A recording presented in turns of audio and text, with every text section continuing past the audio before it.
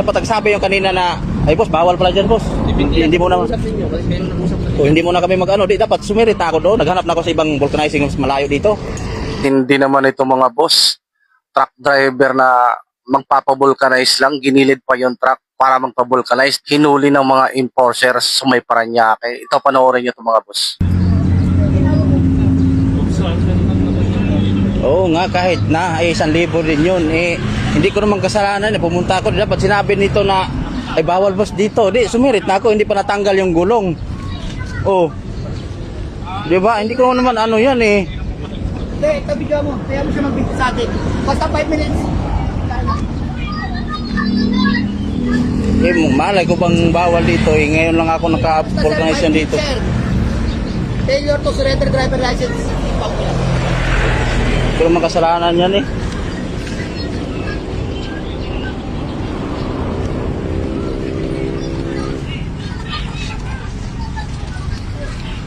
Plat ko dito eh, malay ko ba dyan, lumapit ako dito, vulcanizing dyan. Eh, bawal pala, hindi mo nagtimbre sa akin, hindi dapat. Umalis na ako, hindi ko Dahil naman sa napinatanggal yung kalsado, gulong. nasa gilid naman siya. Oh.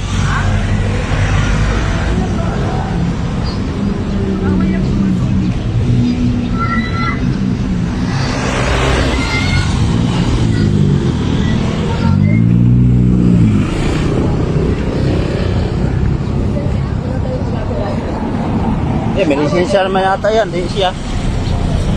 Ako ang mamapasama sa duty ko.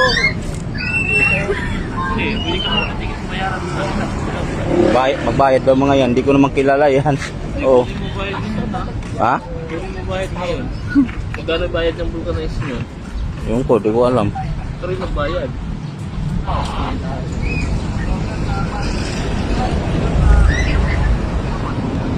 Alam yan eh, mukhang ano nila dyan.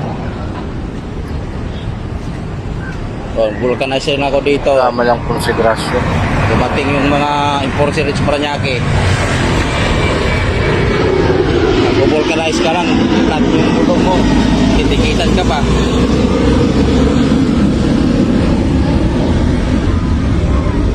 Nandito naman sa kilid to.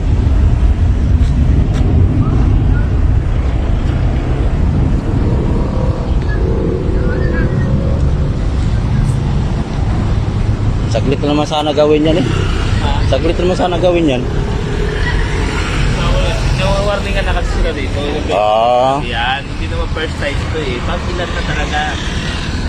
Tapos, nil-pound kami nga dyan. Kaya doon, binuksan din na sila. Dinarangan namin ulit. Hindi hinaras din yan. Hindi lang naman kasi first time na ngayon lang. Marami na pala silang warning. Eh dapat paglapit ko kanina dito, hindi sila nagtanggap. Kaya nga, yun ang problema sa ila. Ilang beses na kasi yan na Kasi nagpaalam naman ako nga. nakikita na nga rin dito din. Oh. Din. Dahil ganyan. Paalam naman ako dyan eh. Boss, flat ako. Oh, di. Oo naman. O di, yan oh. Tapos titikitan pa ako. Hindi naman nagkulang sa kanila maalala na. Dapat nagsabi yung kanina na, ay boss, bawal pala dyan boss. Hindi mo na, Usap ninyo kasi kayo nag-usap na o hindi mo na kami mag-ano. Di, dapat sumirit na ako doon. Naghanap na ako sa ibang vulcanizing mas malayo dito. Pambihira naman mga boss. Dapat kung bawal kayo dyan bawal kayo magpaparking dyan o huminto man lang. Pambihira, dapat naglalagay kayo ng mga signage. Hindi yung manghuhula na lang yung mga driver dyan na sabihin nyo, nahuhulihin nyo na, uy, bawal dito. Eh wala naman nakalagay na signage. Kasi mahirap yung huli na lang ang huli tapos hindi naman alam ng mga driver kung bawal ba pumasok, bawal ba mag-U-turn o bawal ba mag-parking. Pambihira, naplatan na nga magpapavulcanize. Ginilid naman, hindi naman nakaharang yung truck niya. Tapos uhulihin nyo pa. Pambihirang buhay itong mga boss.